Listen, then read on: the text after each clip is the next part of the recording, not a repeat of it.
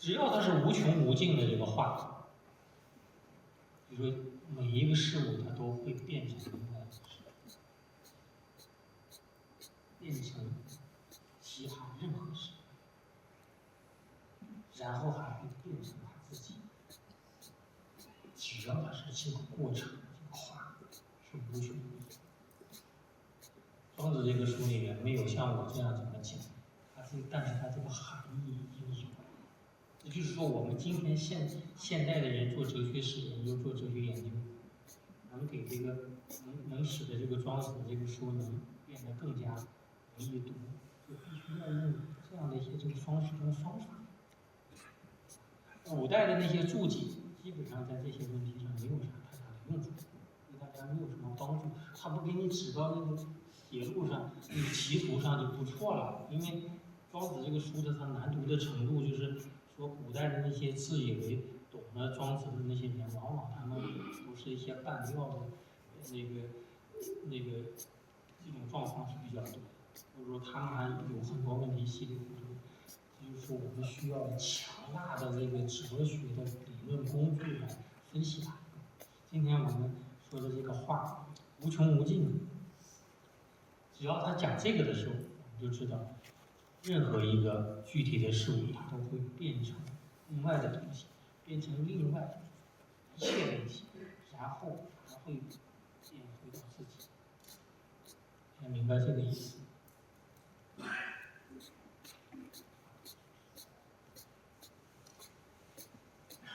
那我们说庄子为什么？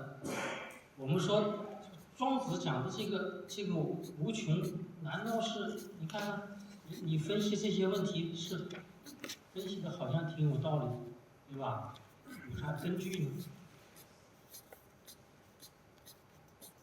我们根据啊，就从庄子里面自己来找。庄子里面明确的讲，万物始足而就说它的开始跟结束像一个环一样。循环，比如说它是循环往复的。那循环往复跟无穷有啥关系？古人有了无限的观念，但他不知道怎么来表达。我们设身处地的想一想，古人会用什么？就是用循环，讲循环的故事。所以说我们在研究思想史、研究这个哲学史里面发现这个故事，只要你讲循环、讲循环往复，它就是讲的是恒常，一定要讲。它没法表达无穷的，或者说永恒无穷的这些观念，很难用一些日常的语词来表达。但是呢，我们会发现古人很聪明，他就用循环讲。只要循环往复的，它就是。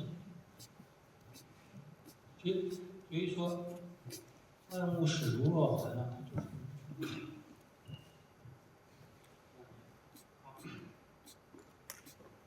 那么这个时候呢，我们就问一下，你们讲的都是物啦，就是说物的运动、变化、发展的这些规律，我们大概其的可以这么来理解，没有问题，对吧？可以这么来理解。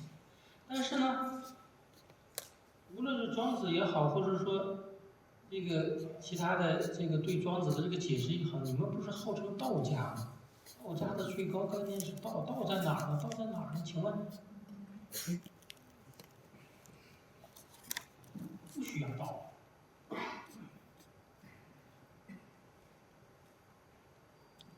其实庄子里面的这个答案呢是明确的，他说：“莫得其偶，彼是莫得其偶，谓之道书。道书就相当于一个枢纽，枢纽也是活的。那个门上的那个枢纽，它如果死的话，那门就推不开了，对吧？它是活的。道书，书呢，使得其环中。请大家注意，这个地方讲了一个环中。”有环才能有环中啊！是不是这样？他讲环中的时候呢，其实他已经默认了这里面有一个万物始逐若环的那个环。道在哪儿呢？道在这个环中，请大家注意，它不在环上，它环上的是物，这个物变成那个物，它还是物。关于这个环上的这个物的运动发展的那样的一种秩序跟规律呢，才能称之为这个环的根本规律。有了这些，我们才能处理那些所谓的无穷的问题。无穷无尽的，说的比较清楚了啊，今天给大家说的就比较清楚了啊。